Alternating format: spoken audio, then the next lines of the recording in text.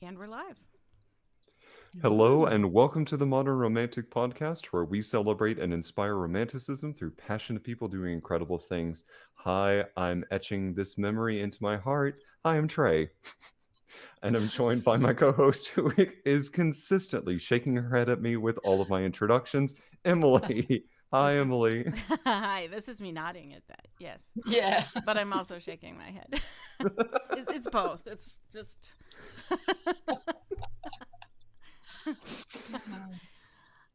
It is a beautiful Sunday, and we're excited to chat with our guest today, who is all the way across the pond in Suffolk, I believe.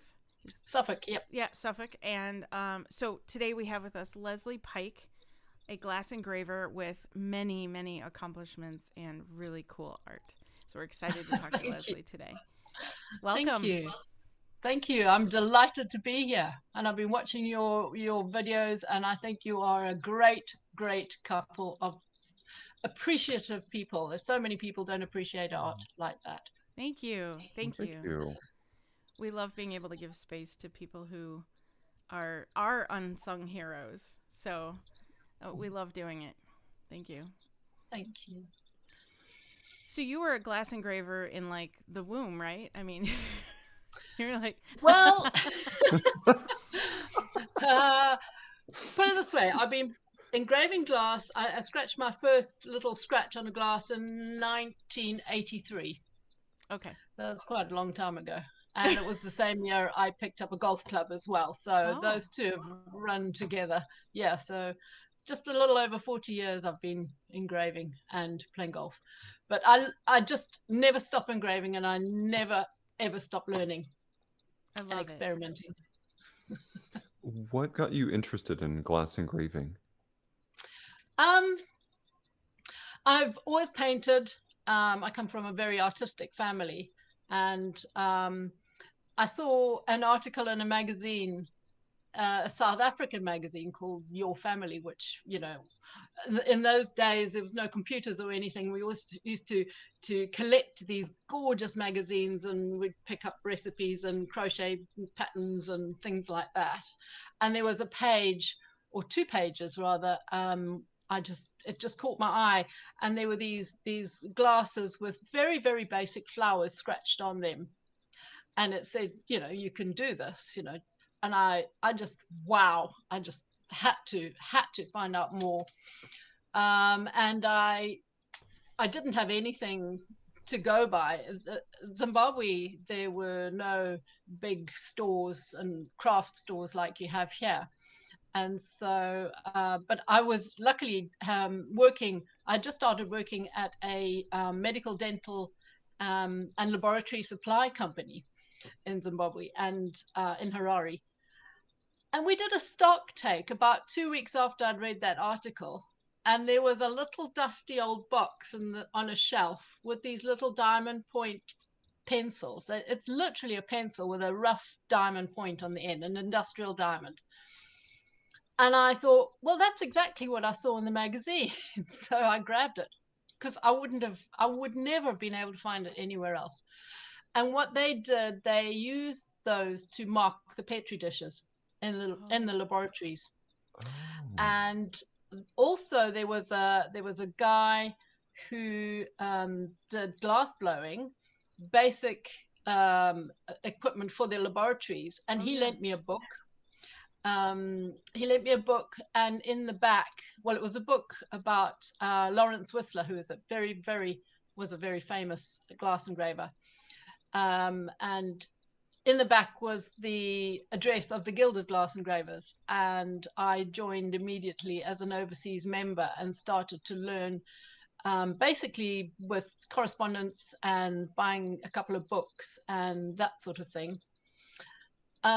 And just taught myself that way. And I can remember when I went home with one of these diamond points and scratched a glass and held it up to the light outside.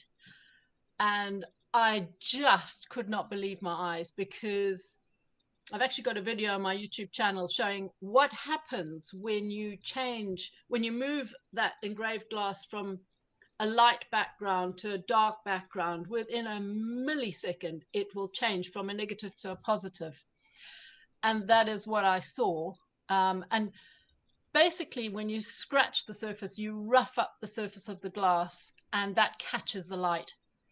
And the smoother it is, the more the light passes through.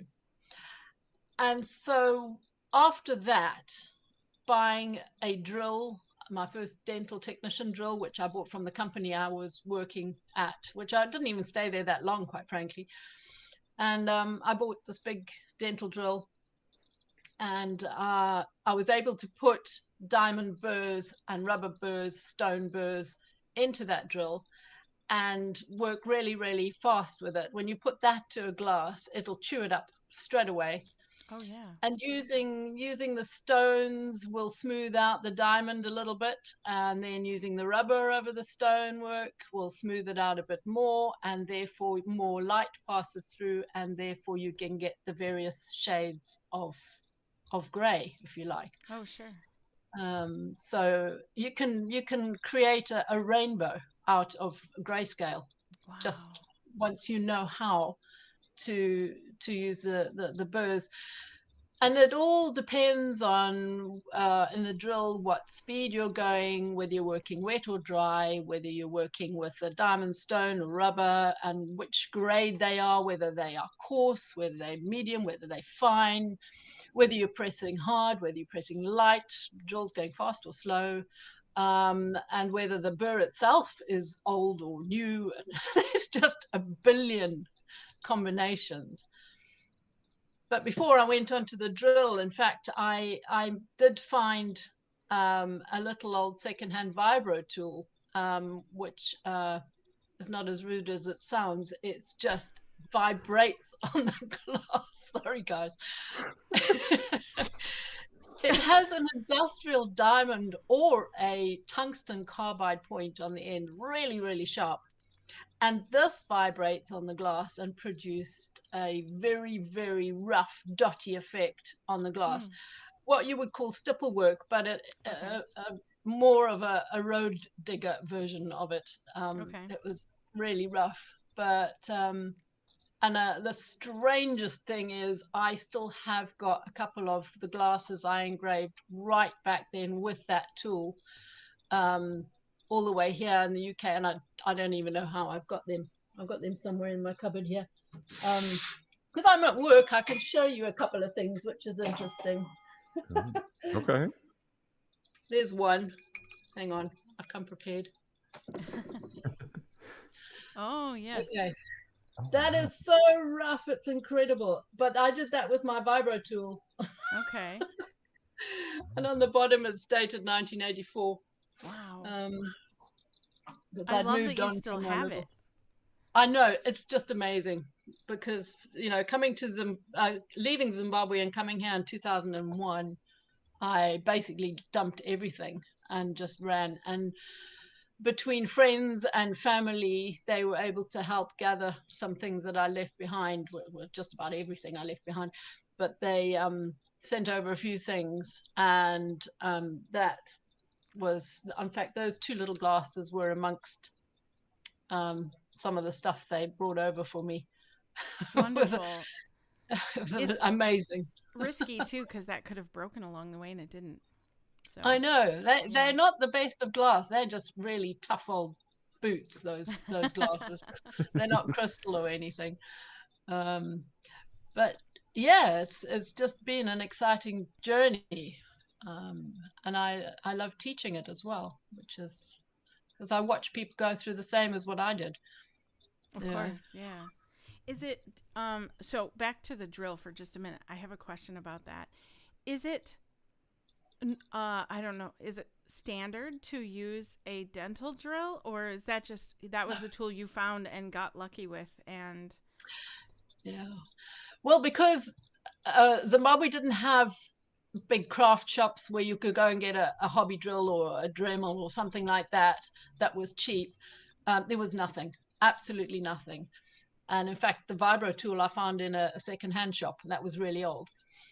But my first big drill I bought because I was at the dental company, I Right. wouldn't have known about it. And it wasn't one that they use in your teeth. It was one that the dental technicians use.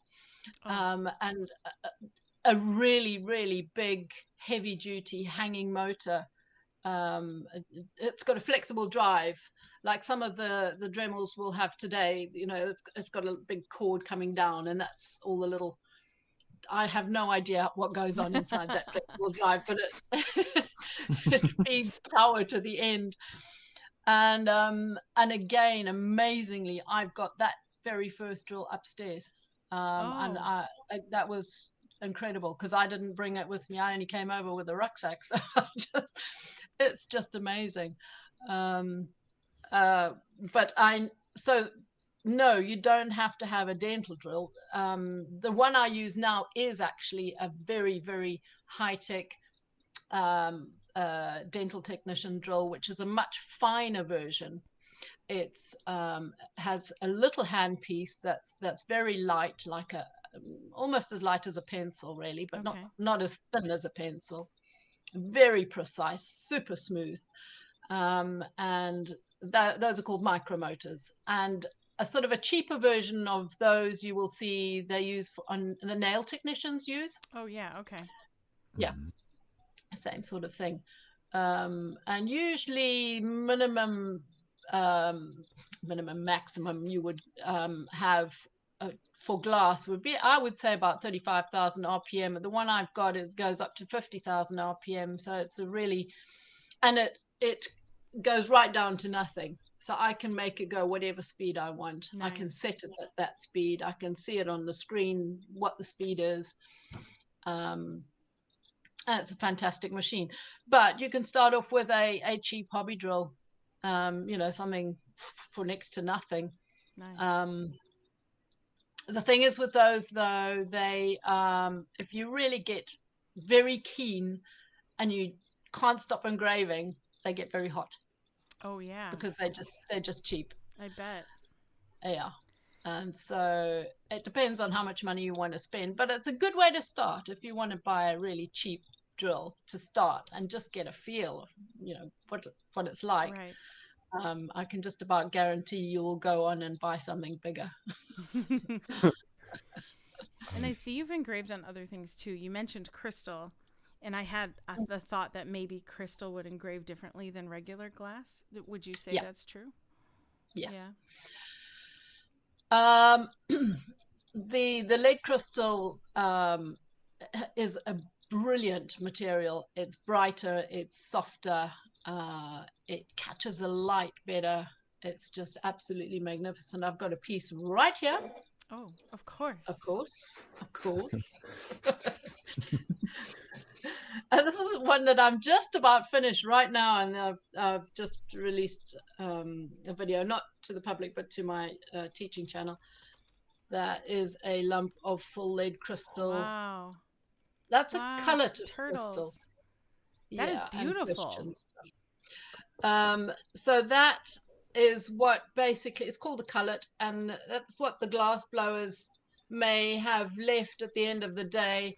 And then as long as they cool it down, which is called annealing, if they anneal it, then it will stay a solid piece and doesn't become, it doesn't fracture and break up. And so then I'm able to engrave on them. I like to collect them. I've got a lot of them that I haven't engraved. Some are this size. Wow. They're huge.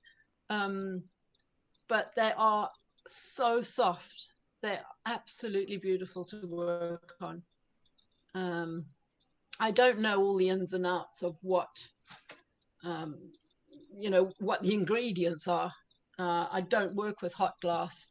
Right. But as opposed to soda glass is your really tough, hard glass that maybe the old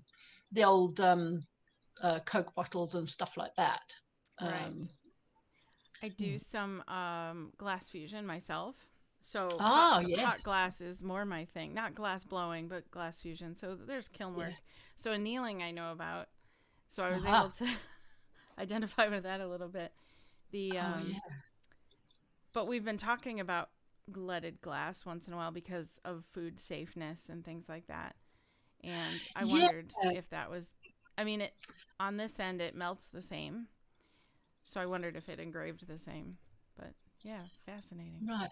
It's interesting because I've only ever occasionally heard from an American side of things that they worry about the lead content of crystal in, say, for example, a decanter that will hold alcohol for a long time. And yet I've never ever heard of anyone being sick from that. I just don't get it. I think people get more sick from plastic, quite frankly.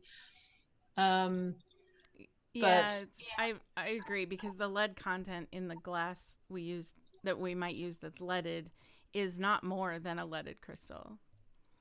So right, it must be safe or they wouldn't sell leaded crystal to drink from. exactly. Yeah. Yeah, and it's just beautiful. It's beautiful. And the thing is, when I want a special piece like a bowl or a vase or something made especially, I get it blown for me. Oh yeah. And Mhm. yeah, then it becomes a really, really fancy one-off piece. Um, and quite often I'll have them blown with layers of color so that I can Ooh. carve through the layers of color. Yeah. Yeah. That's That's amazing. brilliant. It makes Watch me out, think. glass. Here comes Emily. It makes I me might think of have those, to. like those. It makes me think of those pottery things. As people are going through, they do multiple pours and multiple dips so that they get layers of color. And as they Yeah. cut through the layers, you get like this rainbow effect that people can cut through and do different etchings on. Hmm. Um, my question for you is, with all of this different types of glass or different surfaces that you can etch on, do you have any favorites? Mm. Whoa. No. I mean, I would say crystal, not glass. So crystal is always going to be a favorite as opposed to a soda glass. I just no, I don't like it. I will engrave it if I have to. If some 18-year-old chap wants to buy his mate's 18-year-old 18th birthday present, with his name on, no problem. I'll put his name on a cheap, cheap glass. Absolutely no problem at all. And it'll show up well. But I will not engrave a portrait of someone's dog or a coat of arms on a cheap glass because it's like doing a magnificent oil painting on a piece of paper. It just is a complete waste Yeah. of a lot of hard work, and you just lose so much detail, and also the diamond burrs specifically, well, all the burrs, but the diamonds, if you're working on tough old glass, they've cost money and they will wear out faster. Oh, sure. Yeah. Hmm. And then Uh, there's the other thing is using water. I use water with the diamonds, which makes them last longer. It produces a better cut, and it's just altogether it lubricates the diamond, but it's by no means law to do that. I mean, there's no such thing as law. You do whatever you like, and there are many glass engravers that never use water, but I do like to use water most of the time, and it also keeps down the dust level, because when you're grinding away at Yeah. glass, you've got dust flying everywhere. Yes, Yeah, and you don't want to breathe that in either. you don't want to breathe that No. in. No, mask, definitely a must for any engraving on glass. And I've got a dust extractor as well, which is, Nice. I'm very fortunate to have that. But as long as you've got a mask, definitely. And then of course, as I say, if you've got a water drip system that's dripping on the glass, that's going to wash away most of the dust, and it will not be as dangerous. And I have glasses also, and headband magnifier over the glasses. And even if you don't wear glasses, just normal plain glass wear on your eyes to stop the glass spitting, because when it is wet, it will spit, and I end up with, hair dotted with Mhm. glass. In fact, I go home covered in glass most days. I can Yeah. relate to that. I've had little bits all over the front of my shirt, and Oh, yeah. brilliant. Well, Yeah, because we'll grind the edges on the glass grinder. of course. So Yeah. even if I'm not engraving, although maybe next week I will be engraving. I think you should try. I think I'd like Absolutely. that. And Trey, Oh, go for yeah. it. Absolutely. Yeah.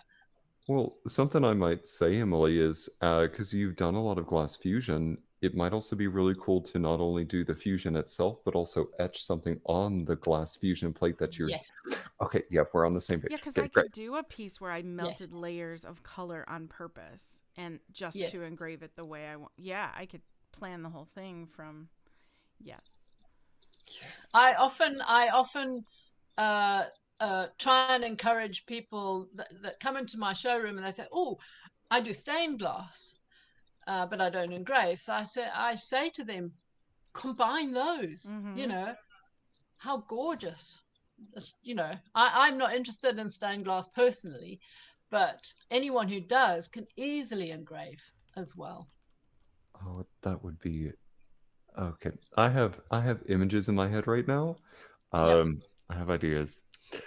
Um, it's so clear that you have so much experience and so much knowledge when it comes to this. And it's so nice to see like you were really a go-getter when it came to learning this craft and seeking out how to improve your skill set overall.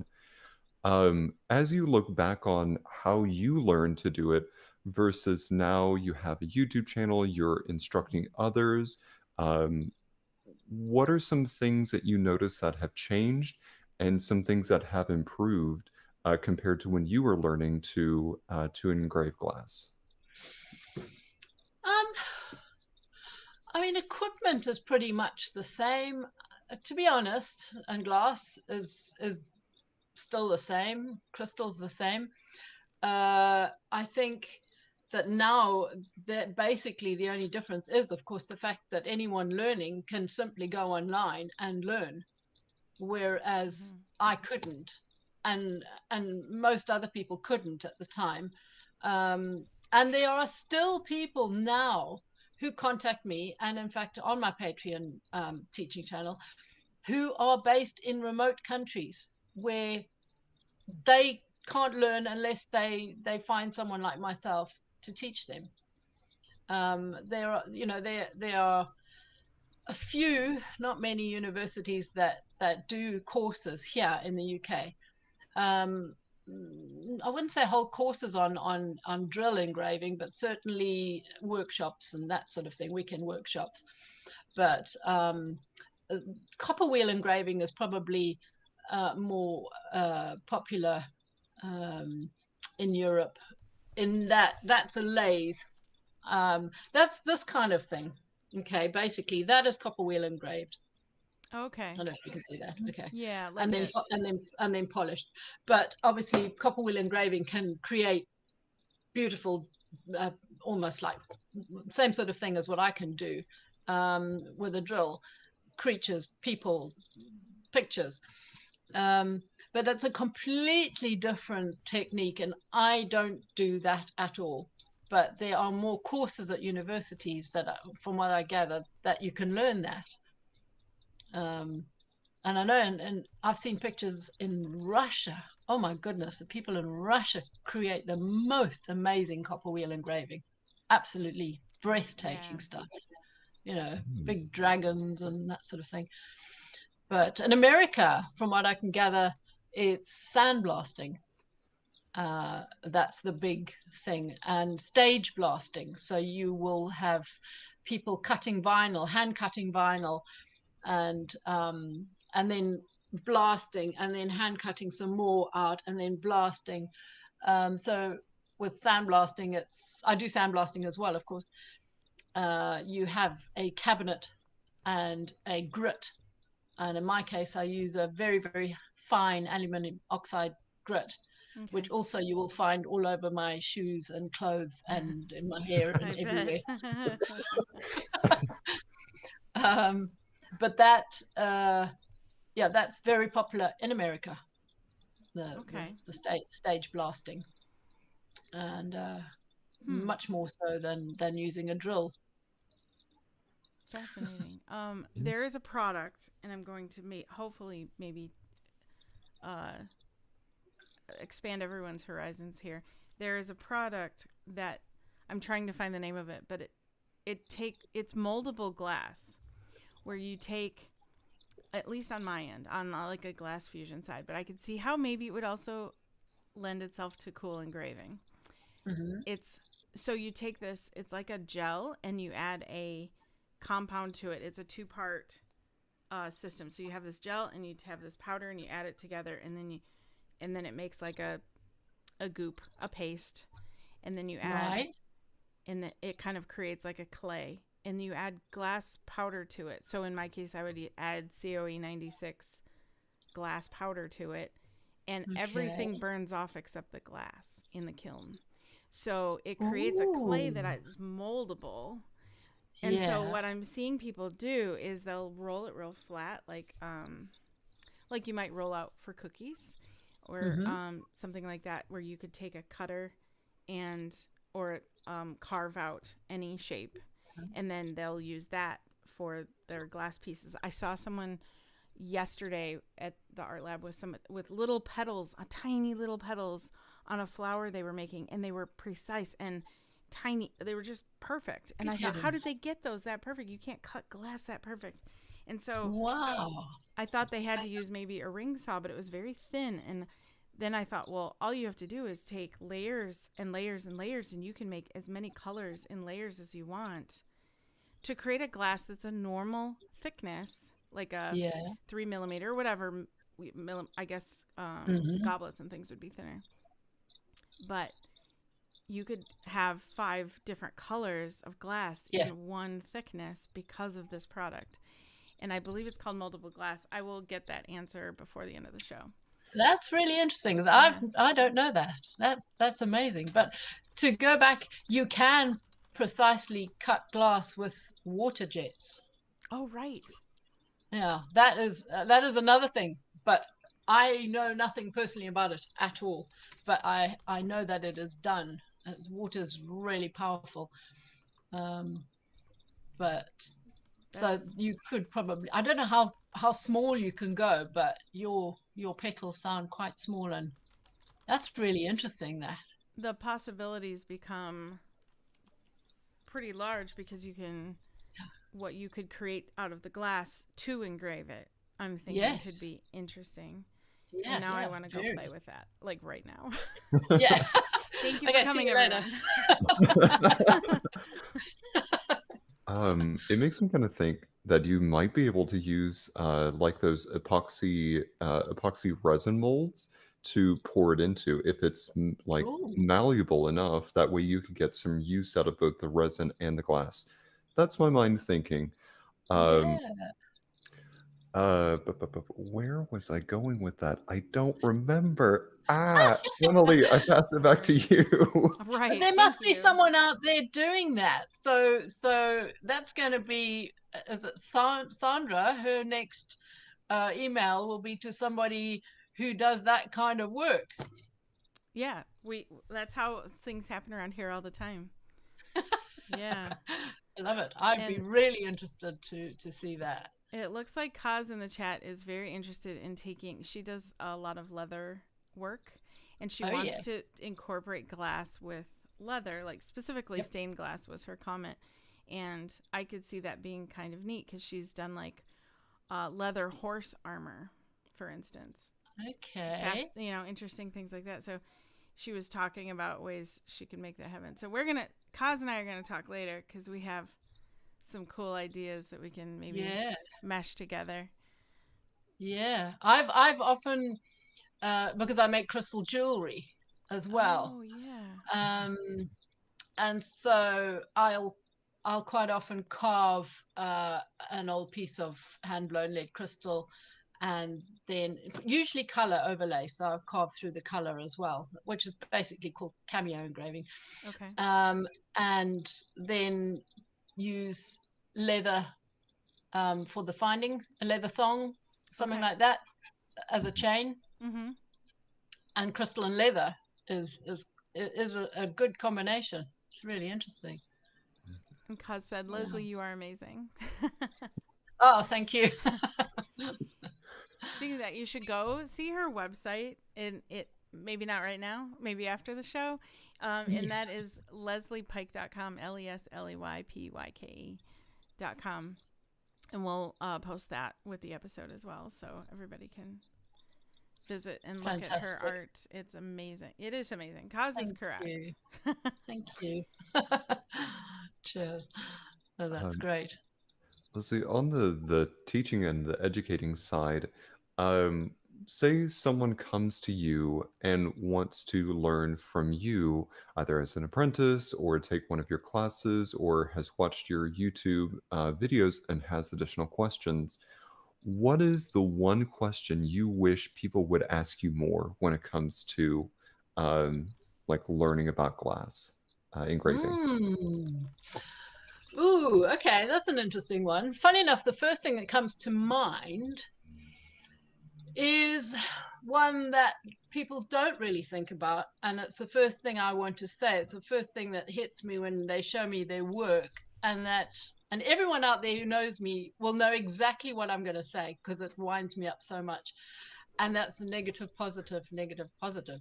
Because if you imagine when you're drawing on a piece of paper with a black pencil, simple as that, white Mhm. paper, black pencil, you're going to draw the shading, the darkness. When it comes to glass engraving, you have got to do the complete opposite of that because you are coloring the light. Mm-hmm. And it takes a while to get your head around that. And beginner glass engraving, you can see straight away if they've done a cat or a dog or a face, whatever, and including even big companies that produce glass for golf awards and that sort of thing. And it just is the most simplest thing to sort out. But if you don't get it right in your head and you don't engrave it right, you end up with a negative. So you're going to get this golfer on an award, and he's got white eyes, an outlined face, and the first thing you've got to have is dark eyes. You know, if you're looking at an animal, that's dark in the eye, and then work out from there. And so, for example, if someone wants me to engrave a black Labrador, I will say to them, I have to make him really shiny. Otherwise, he will just not exist on the glass because the glass is deemed black because it's going to show up best with a dark background, any engraving, obviously, because your engraving is white. Yeah. So newbies that are starting glass engraving, that is what I need them to know first, whether they ask me about it or not. That is, they won't even think to ask me that. And that's what I want them to know across the world. And I've got to say, the British passport, if you look at the British passport cover, oh, it's on a dark background and it's got a light coat of arms or Yes. whatever the, Ours the is image. similar, right? And it's a negative. It is a negative, and it should have been created so that it looks like a positive on Oh, that. you're right. I just Googled it. If you just Google Can you, British passport, yeah, it'll pop up. can you Yeah, see their like white the eyes? lion's eyes are light and the unicorn's eyes are light, and It should be the other way around. I see And it. there are ways to work it out. I mean, sometimes you work outwards, and there will be times where something has to have a bit of an outline, but you work it up. But the most important thing is that in the middle of the image, it looks positive. And so sometimes if you've got to do company logos, because I do a lot of commercial stuff because I sandblast, and I find some of them are incredibly challenging. Even the most simplest logo can be challenging because it's the light and the dark thing, and they will have specific regulations on this is what it must look like on a piece of paper. This is what it must look like on a T-shirt. This is whatever. But I have to change them, and I have to try and tell them what it has to look like when I'm doing it on glass. And it's really difficult sometimes because they don't want it changed, but it's not going to work otherwise. So you are incredibly challenged, and especially if there's colors, and they give you a logo and it's got about 4 basic colors in it. That already is a problem, because you've got white and black. Okay, yes, if you're doing a one-off hand engraved piece, you can put all sorts of shading, as I said. But if you are having to do 100 glasses sandblasted, then you have got a problem, because it's basically going to be black and white, white on clear glass. And that artwork has to be tweaked so that it looks positive. Yeah, so I see that. I looked at the U.S. passport as well, and ours is the same. There's an eagle, and its eyes are white. Really? Yeah. Oh my goodness. Why? Yeah. I don't think they think of that. But you know what? I love this conversation, because this is how we change the world with art. Exactly. Yeah. So if any government officials are listening, no, I won't tell you my secrets, but you should change the artwork on the passports. Exactly. Oh my gosh, yes. That's so funny. Oh, do you dear. You have custom orders come in probably all of the time. Do you have, like, what are some of your larger orders? What do they look like? Like large, are we talking 100 pieces, 1,000 pieces? I draw the line at 1,000 pieces. No, I won't do 1,000 pieces. That's a lot. No. Because I work entirely alone, and I am an artist, so I need to be able to create as well. Otherwise I'll go loopy-de-loop. So I don't take on too many. I'd say probably 100 is the most that I've done in my workshop lately. But I do travel for my work, and I did travel to Qatar a couple of years ago in the middle of the pandemic, and I had to work for the royal family, and I did over 200 perfume bottles, or bottles of perfume. Wow. And those are all by hand. So in fact, you have a lot of ladies and gentlemen in the USA who sit in stores, like I do from time to time, and engrave bottles, perfume, booze, all sorts. And it's a fun thing to do. It's different. But then you just go full tilt. You just got your drill, and you're just putting names and little messages endlessly on bottles. And then you can do lots and lots of those.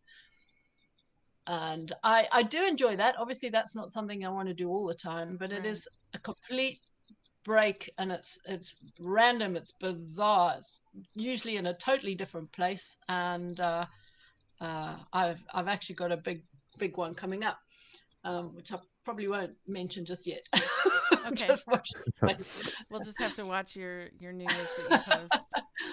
But put it this way, it's not on dry land. Oh, fun. Yeah. And that's going to be a first for me.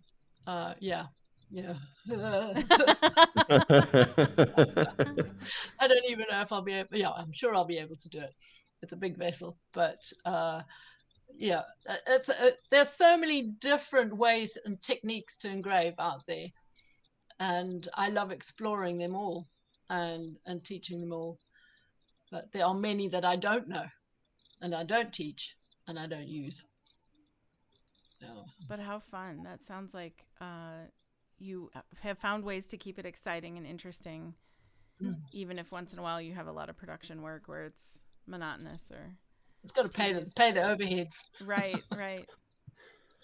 Yeah. Do you ever do any collaboration work with other glass engravers?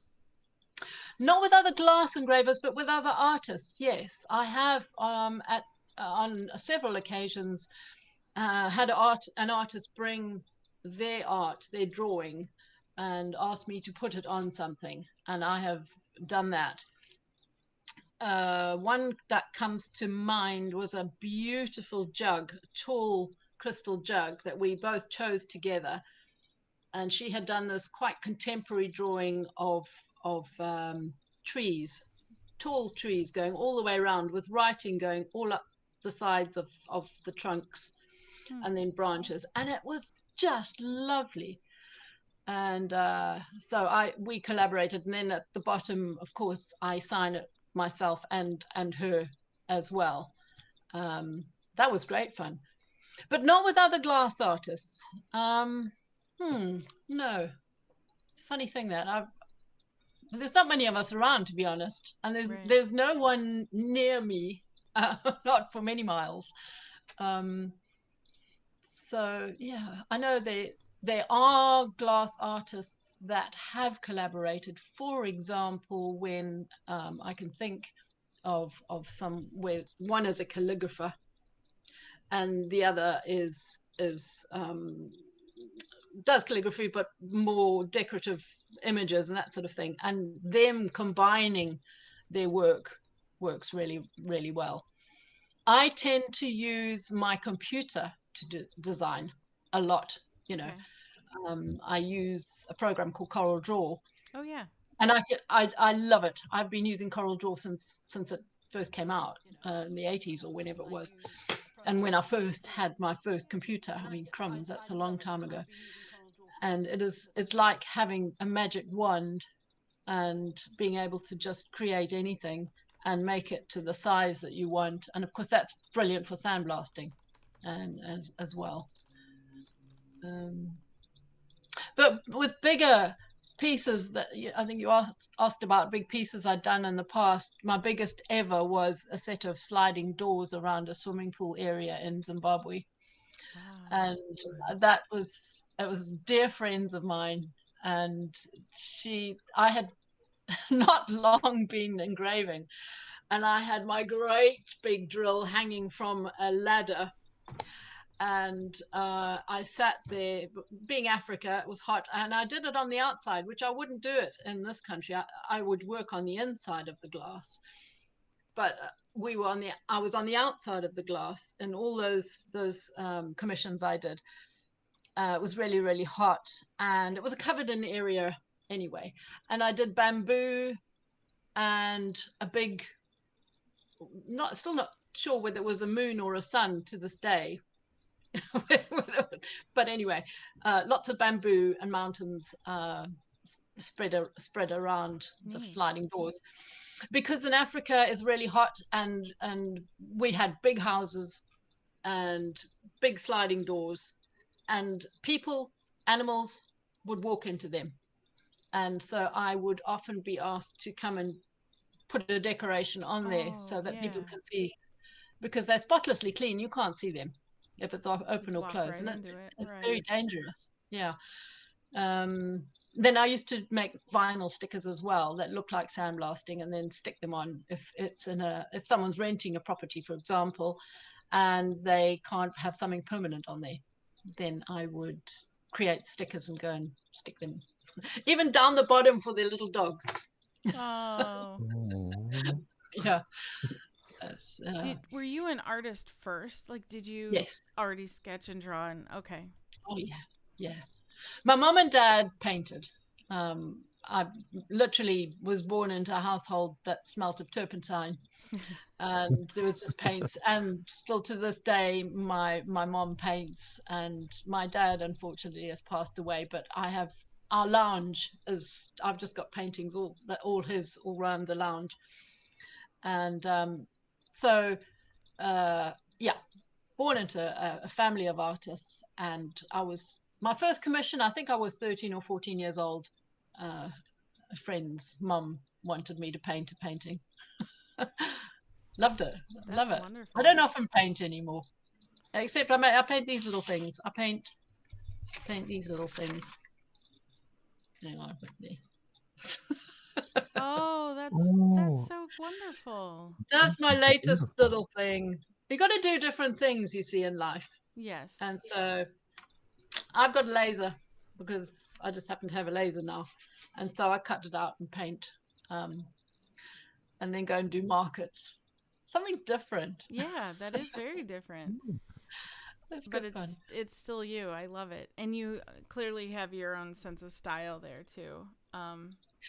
Do you think so? Well, it's funny you should say that, because I don't think I've got a style. Because No? people ask me to do, they ask me to do anything from something contemporary to something really frilly and feminine and flowery, and then I'll go back to something really wacky, and then I'll be doing something like that, you know. And then when it comes to me having time to put something in a gallery, and I've got to create something, you know, a work of art, a collectible piece, I sit there and I don't know what to do. So, Because you've been doing everybody else's designs and now you yeah, have your own to think about. And yeah. I can relate to that to some degree. But I mean, I thought your painting style seemed clear to me, but maybe I'm wrong. That's it's literally just a little acrylic pens. So you're painting with a little Yeah. marker pen, basically. So and I love doing hairy things, because of course when you're working with glass and a drill, I love hair. You know, Yeah. hair on an animal is just brilliant to do. It's so much fun. I'll have to You try can, that then. yeah, you can give it lots and lots of depth. You build layers. It's like painting. And one of my nicknames is paints with diamonds, because that's basically what I'm doing, is I'm painting with diamonds. I could see that. Yeah. Yeah, and Yeah. my palette is all the rubbers and stones and that sort of thing. So have you filled your home with your own work too then, in addition to your pins? No, No? no. What cobbler has good shoes? Right? I mean, That's true. That's true. and in fact, home is where I break the glass in the sink. It's just when I'm here, my glass is my baby, you know, and I don't, you know, you just don't break it. But well, I do sometimes, but not very often, I can tell you. But at home, I frequently break glass, you know, because I get home and it's just mad rush and washing up and You fed don't up, have to be tired. as careful, right? Yeah. How do you Um, deal? Oh, sorry, Trey. You had a question. yeah. So for your own pieces where you're not doing a commission, Mm. where does your inspiration come from? Quite often it's to do with what I might have been doing just recently, you know, for somebody. It might put me in a mood, you know, to do something.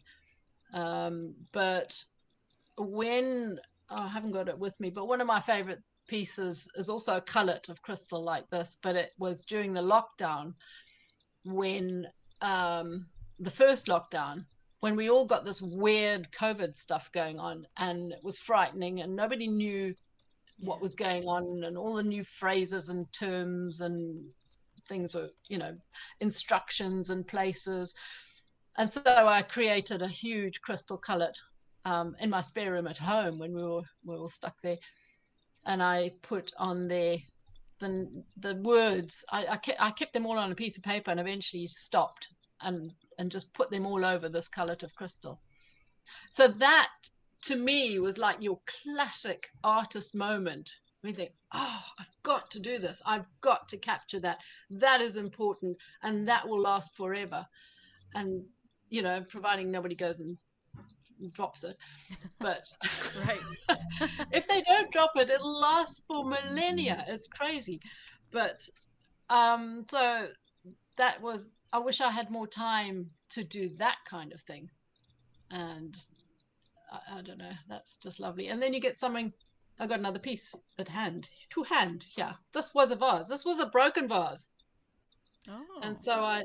so I put my sleepy face, and you will notice that I did one specific thing for fun, and that is I did it as a negative.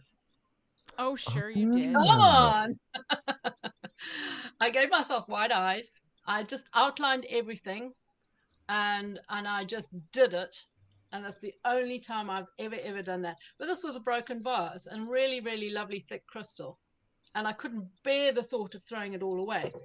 So that is me. And I just did trees, acorns and stuff like that. There's Right. there's 2 acorns there. Those are my kids. It's kind of ethereal, though. You took something broken that someone might Yeah. throw away, and you made it beautiful, and that's so cool. That's another little arty moment. Yeah. And that's what I, if I didn't have to pay overheads, that's what I would want to do all the time. I've got a lot of blank crystal all over the place. You know, in my workshop and in the cabinets, just waiting for something to go on there. And it's just time, really. And I can't wait to put stuff on there. Do you They kind of look at me and wait and just sort of, come on, Les, what are you going to do? I'm still sitting here. Yeah, exactly. Do you make pieces ever for something like this? You said there's an event coming up that you have like a table at that you are selling your pieces. Do you just paint for those types of things, or do you do some glass engraving and bring those? Do you mean the big one offshore? Or was this the other? Oh, there is a big spring market coming up. That's what I was thinking of. Yes. Yeah, that one. Yeah. Now that one is that's going to be a combination of my smaller pieces and then a whole lot of my wooden bits as well. Okay. And often when I do these sort of things, it's more like an advertising exercise, because it's not far down the road. It's about half an hour, if that, down the road.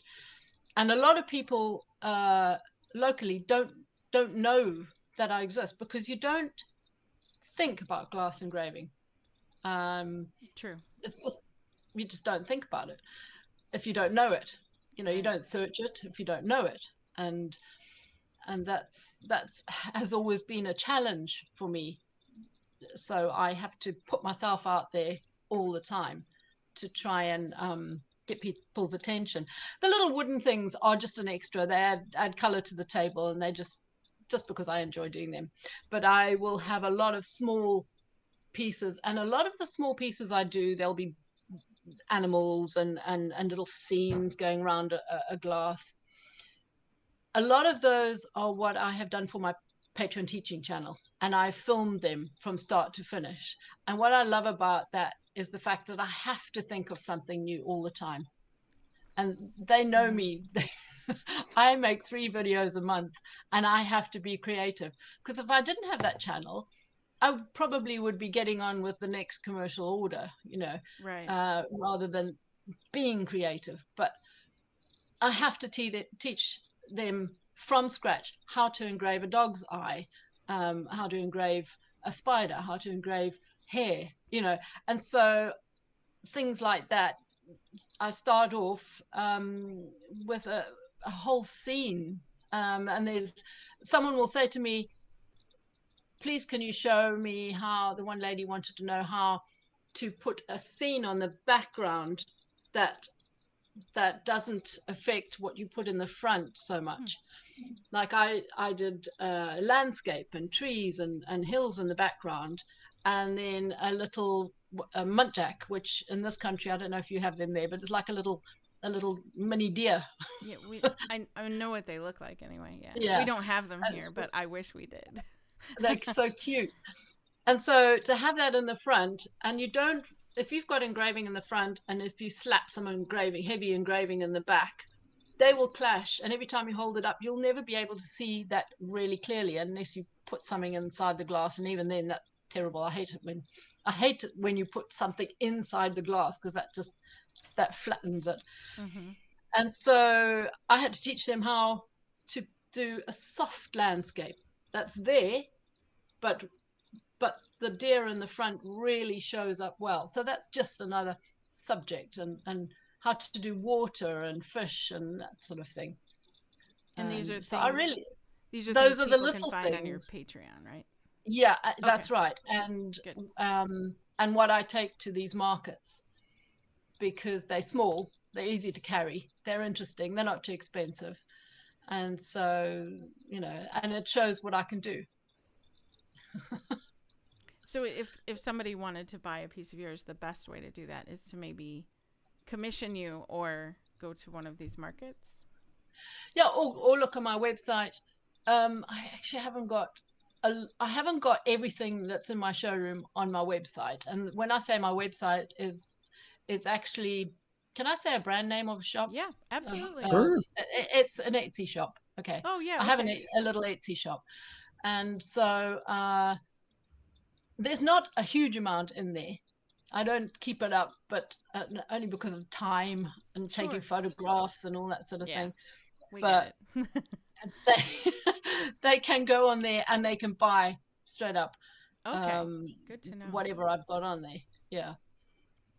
Otherwise, people come in here and commission stuff all the time, or they email me from anywhere. I post all over the world, and that's been an interesting thing as well. But I have to pack them really well. Like those 3 decanters are in New York, and I've done a few like that, and they've had to go overseas to America. Right. And So, just for our listening audience, the decanter she's talking about is a set of 3 with a ship that actually like is across all 3 of them. So yeah, it only will show a whole ship if you put the 3 together. yeah, It's yeah, and they really have to be neat. absolutely perfectly synchronized. I work them taped together literally. And I had one one previous customer actually contacted me and said, "Can you redo the middle one?" And they're in America. And I said, well, no, not without the others. And because someone on the yacht had actually put a liqueur in, and it had gone all sugary on the stopper, and they couldn't get it off, so they poured boiling hot water over it, and the whole thing cracked. And so probably not a good idea to do that. Yikes. And they were coming out to the UK, and they brought the 3 decanters. And while they were here, I completed the middle one again to match the others. And so I had to basically tweak the others. I worked the middle one while I had the others there taped with it, and I had to blend it into the others, because you don't know what, I can't remember what burrs I used or what speed I was using. You cannot do it separately. It's got to be the same. Yeah. And so, yeah, they were really happy, and off they went again with their 3 decanters. Wow. I mean, it's sad that it broke, but it was really challenging and really different to do that. Right. Yeah, well, there's a lot of like real smooth lines and things to show like the Yeah, the way that's a the combination of yeah. sandblasting and hand engraving.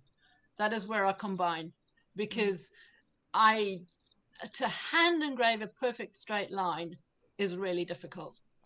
I bet. And there are engravers who do that beautifully, although I can see straight away it's done by hand, and I'm just fussy. And I like that line to be absolutely perfect. And then I go in like with all the shading and the texture of the water, and then all those windows where they look dark, they're actually engraved and then polished out. Because if you just leave them as clear glass, it will look like there's nothing there. Right. There's not a window, there's just nothing there. So you need to work the surface completely, so that it comes to the surface and it all becomes one surface, just different shade. And that's another thing I teach my students, is to polish back. If you have got a drill and you have got rubbers and you are able to polish, that's really important, that you don't leave holes in things. People do leopards, and where the spots are, they just leave holes, and they'll shade part of the body, but those black spots they'll just leave as blank glass, and it looks like the leopard's been shot many times. Oh, Now, the only time it really works is if you're doing a mask. Just what are those masks that you go to a ball? Okay. Oh, like a So masquerade mask. Yeah. A masquerade mask.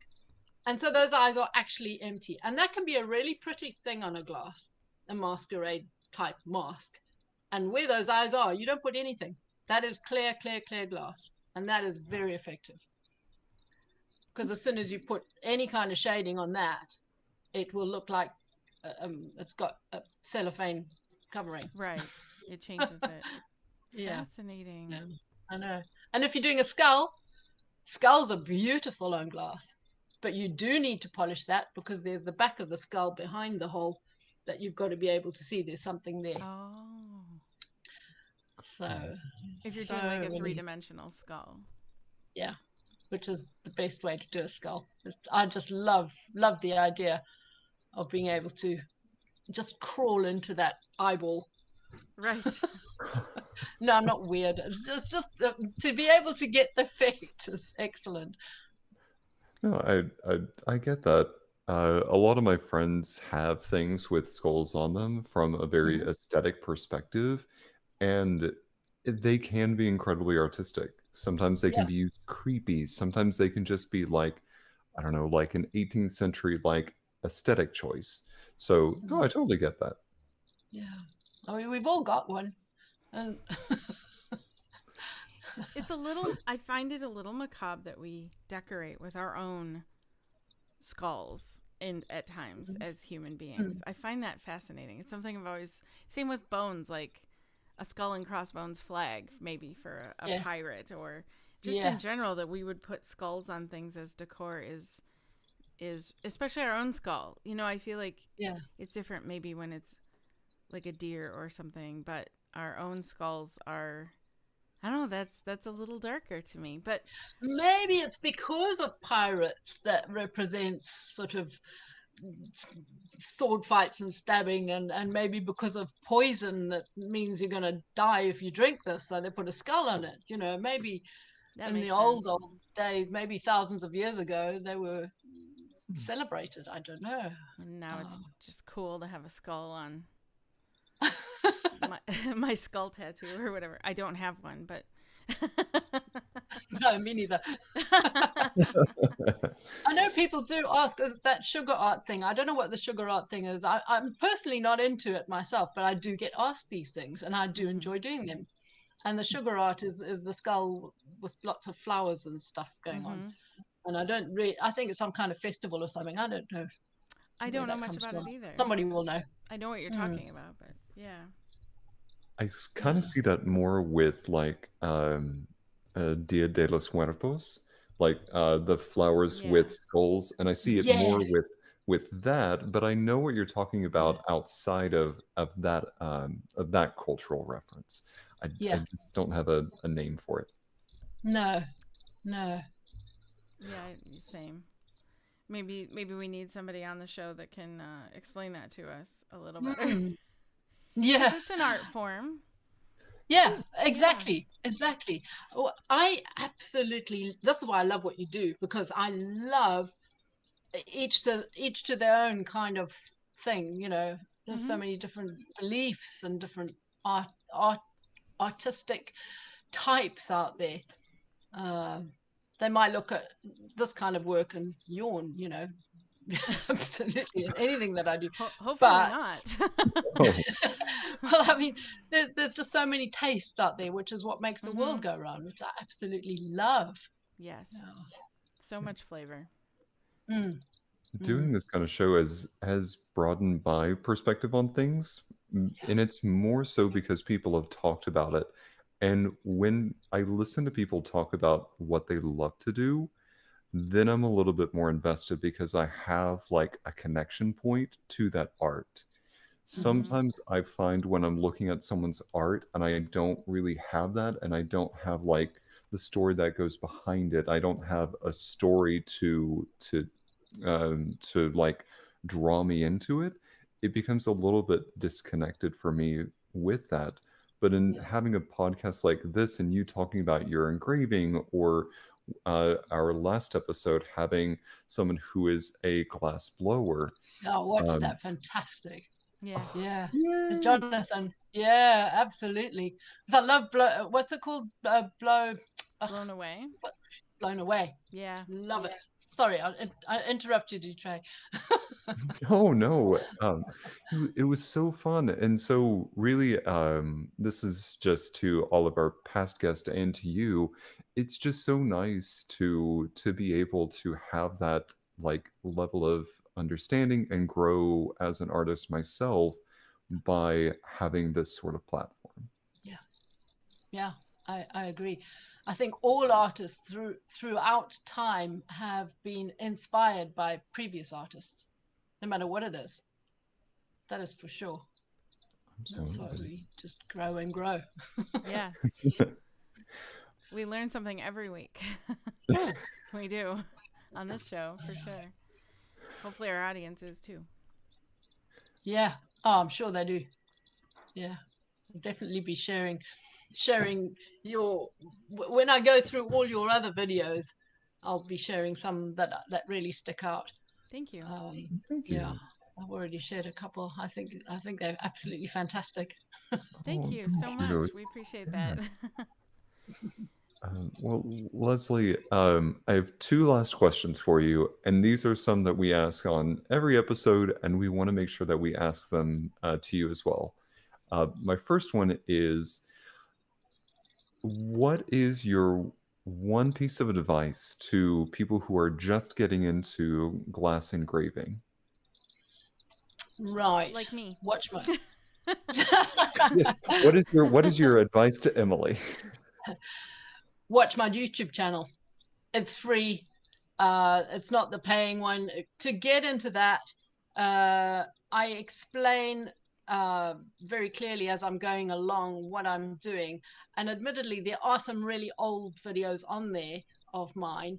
But if you go jump to the more up to date ones that I have released from my teaching channel, they're getting a little bit better because obviously I'm no Steven Spielberg, but I try very hard, and I'm getting better at that. But I explain, I video closely, and I explain what I'm doing, why I'm doing it, what I'm using, and what I can't deal with, unfortunately, is the flow of questions that come to me with photographs. And I know you guys love to send photographs, and it's really, really sweet, but I can't cope with them.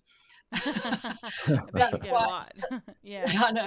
That's why I started the teaching channel, because then at least if I answer a question, it's usually on the live chat. Then everyone gets to hear the answer straight away. And if you pay for a higher tier, then I can do one-to-ones, you know, and it's not that expensive. But at least I'm getting an income from it, and that's Yeah. really important. It is. Especially in this day and age, you just can't cope otherwise. Right. But yeah, to and not be afraid of glass. That's something that if you want to try glass engraving, it's not going to bite you. The glass is not going to smash and explode. And if you've got a Dremel drill somewhere in the shed, just get it out, put a diamond in it, and go very carefully, just quietly, just make a mark on the glass and grow from there. And once you start, watch out, milk bottles, car windscreens, you name it. Oh, good ideas. Yeah. Thank you. And now I'm your new local vandal. Yeah. Oh dear. What advice do you give to somebody who maybe doesn't feel like they can already draw or sketch? Oh, that's an easy one. Is it? That's an easy one. It's a transparent medium. Cut out a picture from a kid's coloring book, stick it behind the glass, trace it. All right. Easy. You're right. All right. Yeah. What I don't do that personally. I don't do that personally. No. But a lot of the time I will create the artwork or use someone's photograph of their dog. That will go behind the glass, and I'll get the eyes in the right place, the nose in the right place, you know. Yeah. It's really important if you're doing a portrait that you get it right, and we've got a transparent medium. There are ways and means of getting it onto a surface of, for example, a bottle or a decanter that you can't get inside of, but you know, I teach all those sort of things. Okay. But just don't be afraid. No, dive in. We say that every Dive week. in. Yep. Yes. That is a great piece of advice. And my second question is I want to make sure that our listening audience can stay in touch with you. Mhm. What social media would you recommend that our listening audience gravitate towards, keep up for updates? Like, where can they connect with you the best? Okay, Facebook. I update probably mostly on Facebook and Instagram, and I can't remember what my some say some links are glass engraving, some are glass engraver. So, I can't remember. So I can tell if you. you have the Instagram links. is Lesley_Pyke_glass_engraver. And Facebook is glass engraver.